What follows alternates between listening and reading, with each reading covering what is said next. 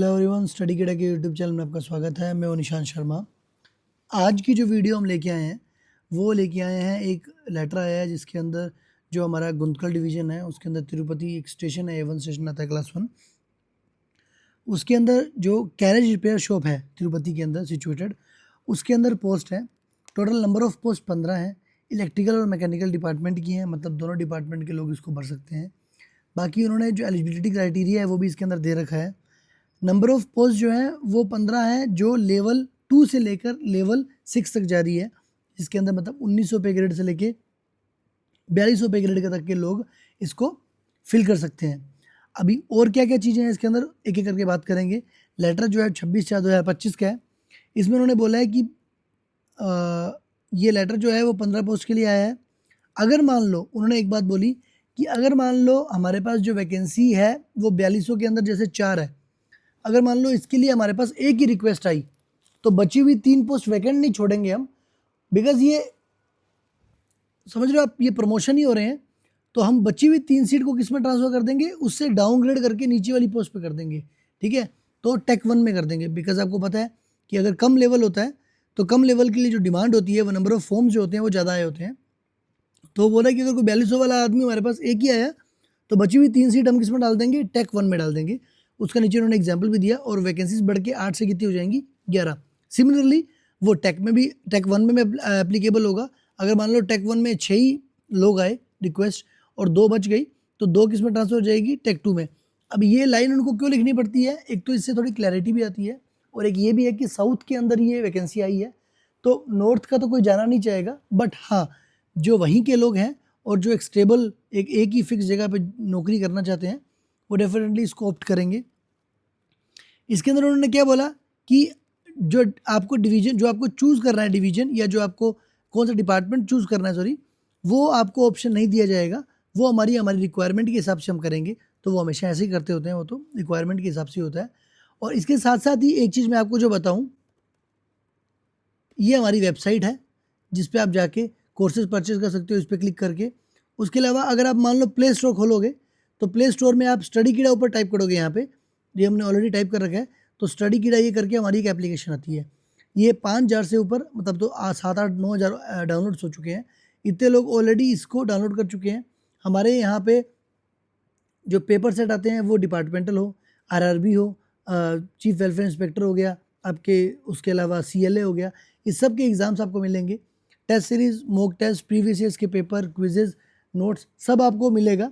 अब जाइए एक बार डाउनलोड कीजिए, इतनी एप्लीकेशन है, एक इसको भी ट्राई करके दीजिए। देखिए ये जो वेबसाइट है हमारी, इसके अंदर आपको जो भी ट्रेंडिंग टॉपिक है वो यहाँ मिल जाएंगे, कैलकुलेटर्स यहाँ मिल जाएंगे। उसके अलावा अगर आपको कोर्सेज क्लिक करने हैं, देखने हैं, तो इस पर आप क्लिक करोगे तो एक वेबसाइट खुलेगी। नेक्स्ट पेज पे यहाँ पे हमने 24 जैसे कोर्सेज लॉन्च कर दिए हैं। तो ये सारे कोर्सेज की लिस्ट है, इस पर अगर आप जाओगे तो यहाँ पर आपको सब दिख जाएगा। ठीक है, तो जाइए, कुछ डाउट आता है तो कमेंट सेक्शन में कमेंट कीजिए। तो चलते हैं स्क्रीन के ऊपर, वापस उसी नोटिस के ऊपर। हाँ, तो अब इसमें क्या जो बातें याद रखने वाली है वो क्या है, अगली ये है कि इसके अंदर एनेक्सर ए दिया है, वो कैसे भरना है मैं आपको बताऊंगा।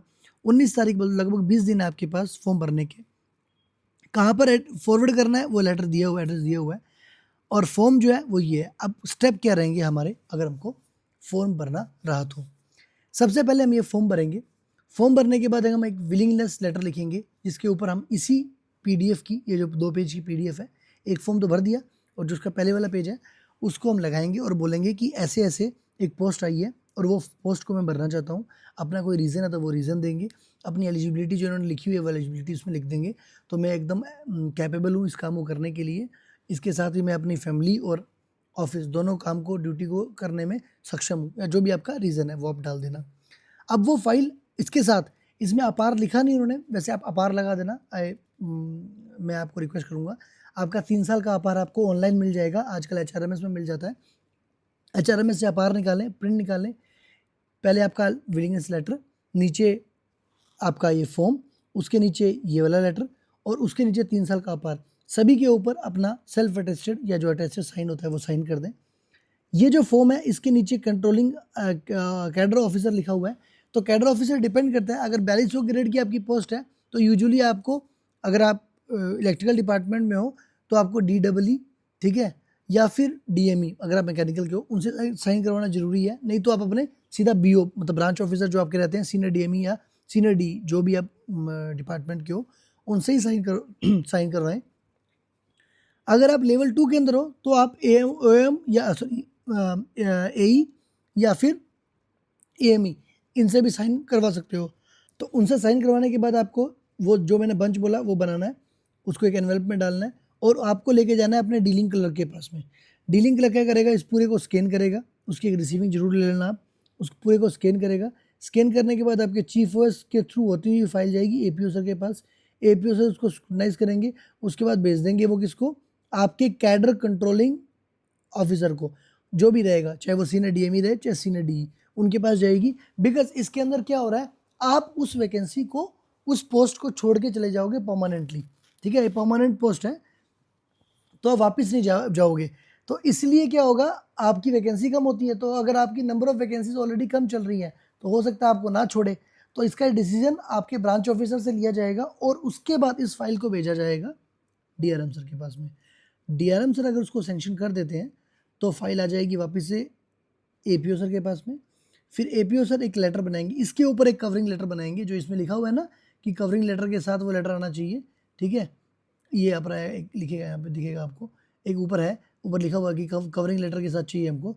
तो वो कवरिंग लेटर के साथ में वो जाएगा, और जाएगा कहाँ पे, वो इसमें लिखा हुआ है। देखो वैसे तो जब आपने फॉर्म सबमिट कर दिया डीलिंग क्लर्क को, उसके बाद सारा काम जो किसका है, आपके पर्सनल डिपार्टमेंट का, बट ये फाइल यूजुअली जल्दी नहीं होती, तो आपको चेसअप करना पड़ेगा।